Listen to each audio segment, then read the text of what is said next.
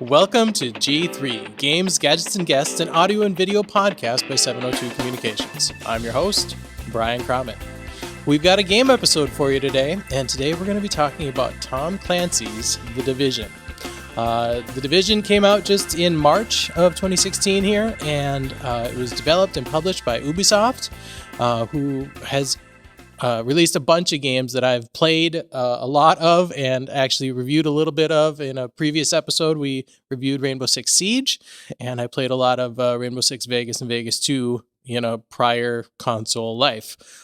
So this one's a little bit different from the other Ubisoft Tom Clancy titles that I've enjoyed. This does take place in a post-apocalyptic world.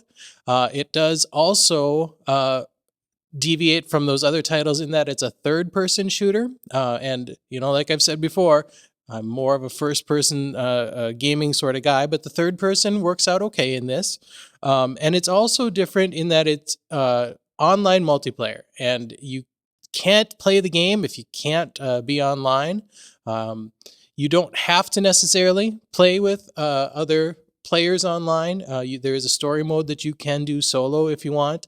Though I'll say that when I was playing through a little bit solo the other day, I really thought that it would have been more fun as a team. So you can play co-op, team or solo PvE just against the AI. And there is also PvP if you're the sort of player that really needs to match up against some other player, you can do that too. So we're going to take a look here at The Division and see what you think. All right, so let's get into The Division. I did play a couple minutes the other day, like I was saying, but I'm going to walk you through starting a brand new character and show you the options there. So I'm going to click New Game here. And again, like I said, you do have to be online. But the intro I thought was really neat, so we're going to just watch this again. So you had a terrorist You know, this Black Friday, contaminating money. All over the region. Retailers are calling this their 149,000 stores offering sales in the cash sales changing hands starting in New York. Hit the stores. So if you happen to be listening to the podcast instead of watching this, what's happening is you've got it opened up with a character in a biohazard suit with an eyedropper dropping some fluid onto cash. And then it segued now into talking about the big cash sales season. And now we're showing a bunch of cash changing hands. And now you're seeing there's this big sickness epidemic. And everything's devolving now. We're having mass graves, and we've got martial law and losing power, and you're in this apocalyptic scenario here because of disease that terrorists kicked off. It's not our job. We're not trained for that.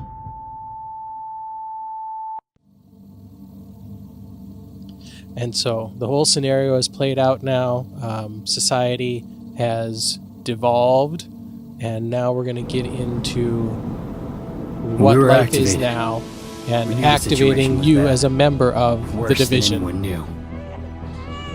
We're an elite, highly skilled group of embedded agents. They only call us when everything else has failed. We have no rules. We have no limits. Our job is to protect what remains. We are your co-workers.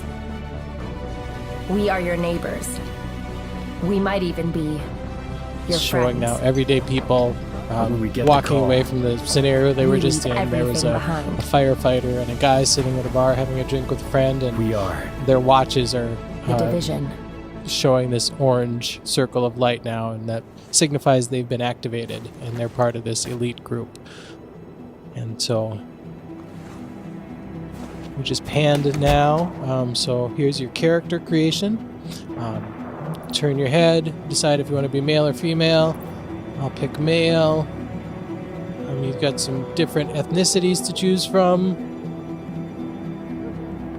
I'll pick one randomly here.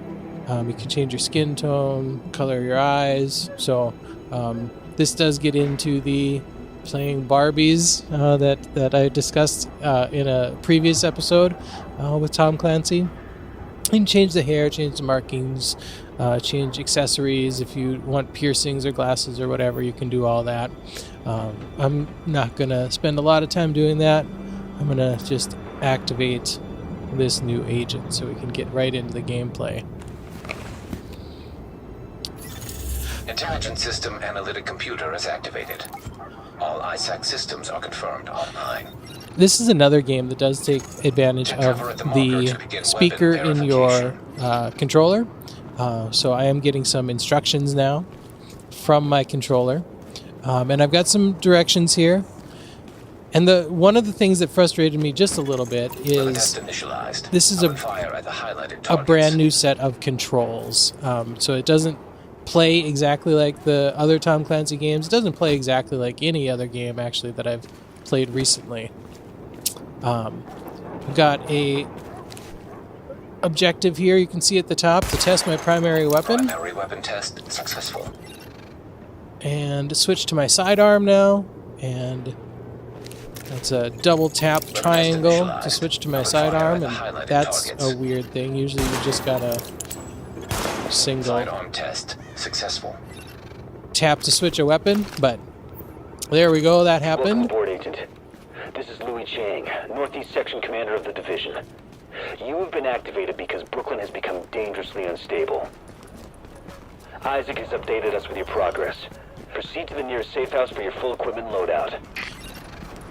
So my mission now is to get to the safe house for the Division so I can get my full loadout and get my mission. Agent, I've confirmed that your fellow agent Faye Lau has arrived here. Check in with her when you get inside.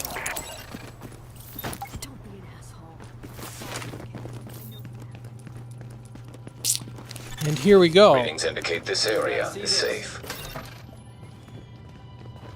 So as you're looking around here in the safe room, you can see that all of these other characters that are in the safe room right now are other players online, and you can tell. This is the very first room that you're in when you start a game, and so everyone here right now was Riders level 1. Are moving through in force and headed this way. Put your people there. I see someone else got the call. I'm Agent Faye Lau, Division. Activated the same time as you, part of the second wave of us going in. I don't know what happened to the first wave, but unfortunately, there's still lots left for us to do. We don't have much intel, and we don't have the luxury of failure. Not with Manhattan under lockdown and Brooklyn on the brink. People like me, and you, we're what's left to hold the line. With any luck, we'll have more to go on once we rendezvous with the commander. More about the situation, about who's turning the streets into a war zone. Anything that's gonna help us do what we're supposed to do.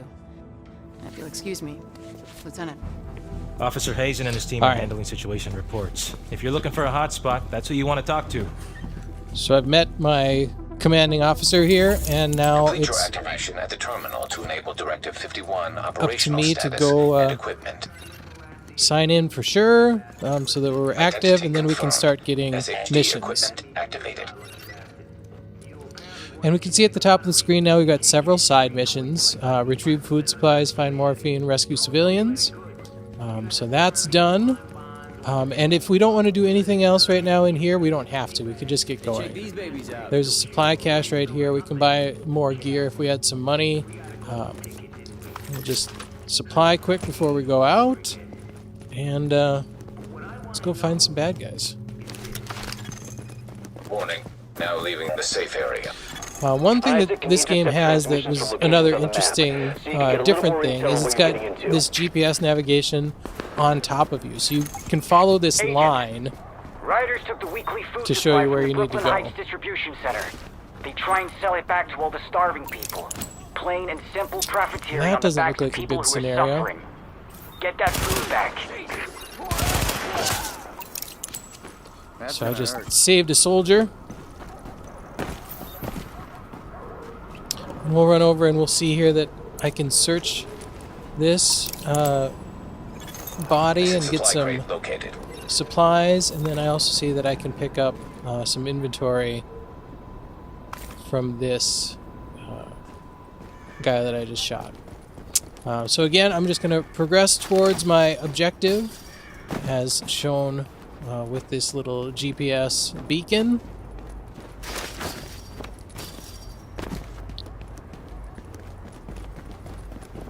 And it's just looking around here. When in cover, aim the cam. Okay.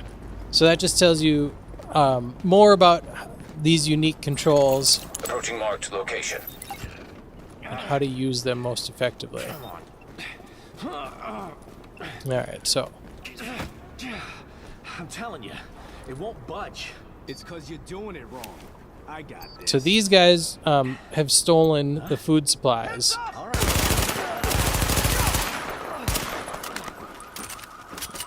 And so I'm going to have to take them out so I can get my mission completed.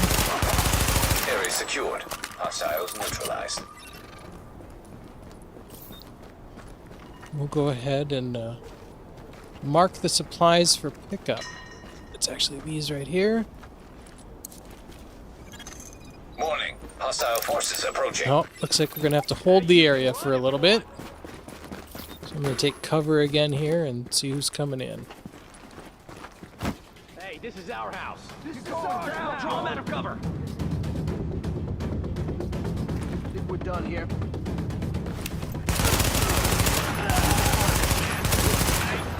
This should be an easy kill. Hey, this is our house.